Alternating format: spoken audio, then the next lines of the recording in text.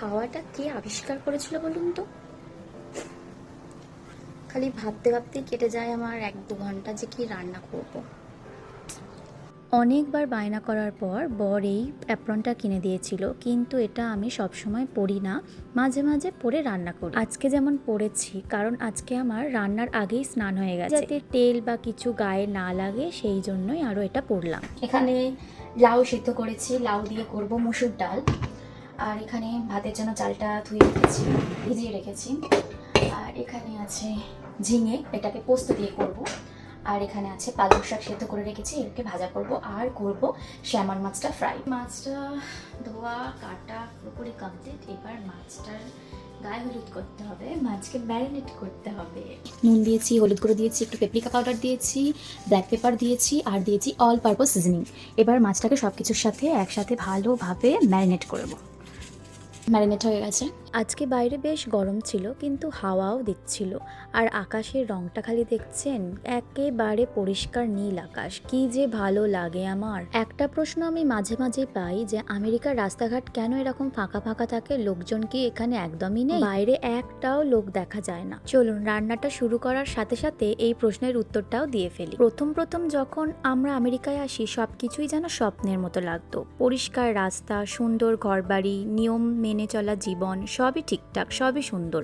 তবুও মাঝে মাঝে মনে হতো যে যেন কিছু একটা নেই, চারপাশে এত নীরবতা, এত ফাঁকা, যেন জনমানবহীন এক জায়গা। এই অনুভূতিটাই আমাদের হতো। রাস্তা দিয়ে হাঁটলে দেখা যায় বড় বড় বাড়ি আছে, গাড়ি আছে, কিন্তু মানুষ যেন চোখে পড়ে না। না আছে কোনো হকারের ডাক, না আছে পাশের বাড়ির কোনো লোকের আনাগোনা, না আছে রাস্তায় হঠাৎ করে দেখা হলে কারোর সাথে গল্প জুড়ে যাওয়া। আসলে আমরা যে দেশে বড় হয়েছি মানুষের ভিড়ের মাঝে, সকালবেলা চায়ের দোকানে আড্ডা, বিকেলে পাড়ার কোলাহল, রাস্তার ধারে ছোট ছোট দোকান, আর চেনা অচেনা মানুষের হাসি মুখ, সেই অভ্যাস নিয়ে যখন এখানে এসেছি, তখন এই নির্জনতা একটু অন্যরকম লেগেছে। কিন্তু এখানে মানুষজন নেই বললে ভুল হবে, মানুষ অবশ্যই আছে, শুধু এখানে জীবনযাপনের ধরনটা একটু আলাদা। এখানে শহরগুলো অনেক বড় আর ছড়ানো, বেশিরভাগ মানুষ গাড়িতে চলাফেরা করে, আর সবাই নিজের কাজ আর সময় নিয়ে ব্যস্ত থাকে।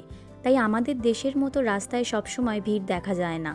কোলাহলটা কম, কিন্তু জীবন থেমে নেই। সত্যি বলতে আমেরিকার রাস্তা ফাঁকা মানে মানুষ নেই তা নয়, এখানে মানুষ আছে, মানুষের ব্যস্ততা আছে। এখানকার জনসংখ্যার ঘনত্বটা একটু কম, তাই মানুষজন কম চোখে পড়ে। এই দেশের মানুষরা সবাই নিজের সময় নিয়ে নিজের জগতে ব্যস্ত। আশা করছি আমার এই ছোট্ট অভিজ্ঞতা থেকে আপনাদের প্রশ্নের উত্তরটা কিছুটা হলেও বুঝিয়ে বলতে পেরেছি। আর এইদিকে আমার রান্নাবান্নাও হয়ে গেছে। আজকে দুপুরে একদম সিম্পল মেনু ছিল, ভাত, পালং শাক ভাজা, লাউ দিয়ে মুসুর ডাল, ঝিঙে দিয়ে আলু পোস্তর তরকারি, আর ছিল আমের চাটনি, আর ছিল স্যামন মাছ ফ্রাই। গরম গরম মাছ ভাজা দিয়ে ভাত খেতে আমার এত ভালো লাগে, আজকে অনেক দিন পর খেলাম। আপনারা কারা কারা গরম গরম মাছ ভাজা দিয়ে ভাত খেতে ভালোবাসেন, অবশ্যই কমেন্টে জানাবেন।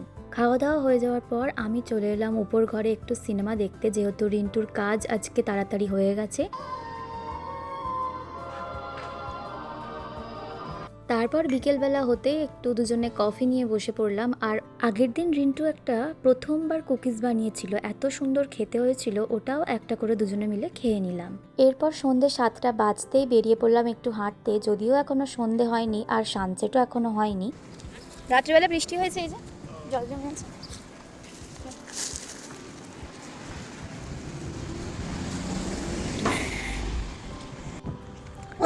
হাই, কেমন লাগছে দেখে। Bye bye. প্রথমে অন্য দিকে যাব ভেবেছিলাম, তারপরে ভাবলাম না, একটু পার্কের দিকে যাই। ভাগ্যিস এসেছিলাম, তাই তো এত সুন্দর একটা সানসেট দেখতে পেলাম।